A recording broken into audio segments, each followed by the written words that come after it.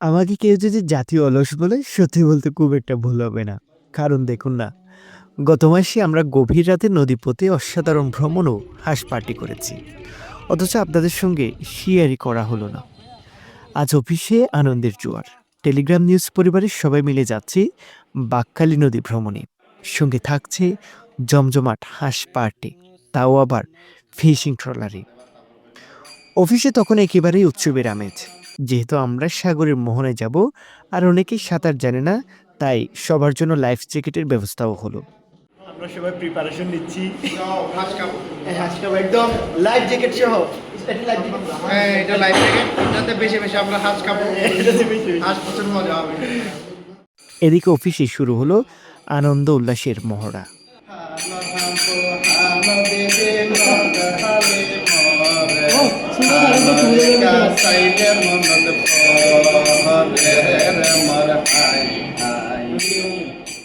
রাত 10:30টার দিকে সবাই প্রস্তুত।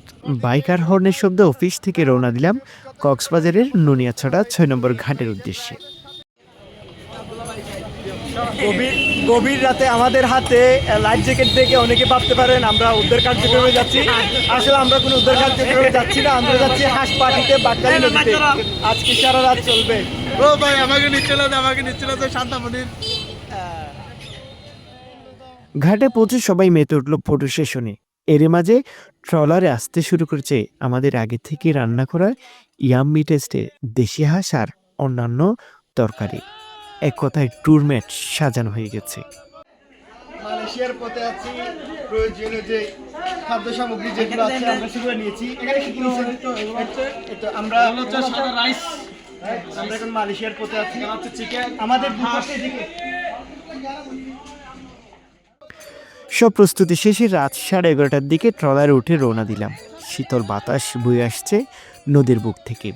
আমাদের ট্রলার ছুটে চলল মহেশখালী চ্যানেল পেরিয়ে বাকখালীর উজানির দিকে। ট্রলার যত সামনে এগোচ্ছে তত বাড়ছে আনন্দ, গান, আড্ডা, হাসি ঠাট্টায় মুহূর্তগুলো যেন আরো রঙিন হয়ে উঠল।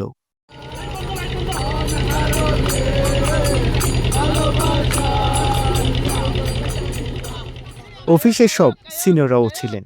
জসিম ভাই, হিরু ভাই, ইরফান ভাই, আরমান ভাই থেকে শুরু করে একেবারে সবাই, যা আমাদের ট্যুরকে করেছে আরো বিশেষ। কিছুক্ষণ পরে ক্ষুধা চেপে বসলো সবার পেটে। ট্রলার নোঙ্গর করলো নদীর এক প্রান্তে। শুরু হলো খাবারের আসর। গরম গরম দেশি হাঁসের স্বাদ আসলে বলে বোঝানো যাবে না, শুধু মজা নিয়ে খাওয়ার মতো। আর খাবার সার্ভ করে দিচ্ছে আমাদের সবার প্রিয় আরমান ভাই।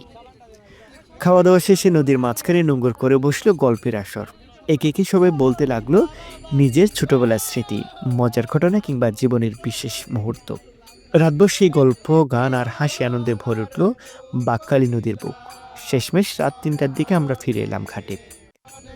পুরো রাতের এই ভ্রমণ শুধু একটি শিক্ষা দিয়েছে, বন্ধুত্ব আর সহকর্মীদের সঙ্গে কাটানো আনন্দমুখর মুহূর্তগুলো জীবনের সবচেয়ে বড় প্রাপ্তি। আমরা বর্তমানে আছি মহেশখালী ঘাটে। ভালো থাকবেন, সুস্থ থাকবেন। আসসালামু আলাইকুম। ভাই, আমাদের তো হাঁসের পাশাপাশি হরিণ আর কি কি আছে জানো? হরিণ, মামলা খাইবিলে মোলা জোস বনের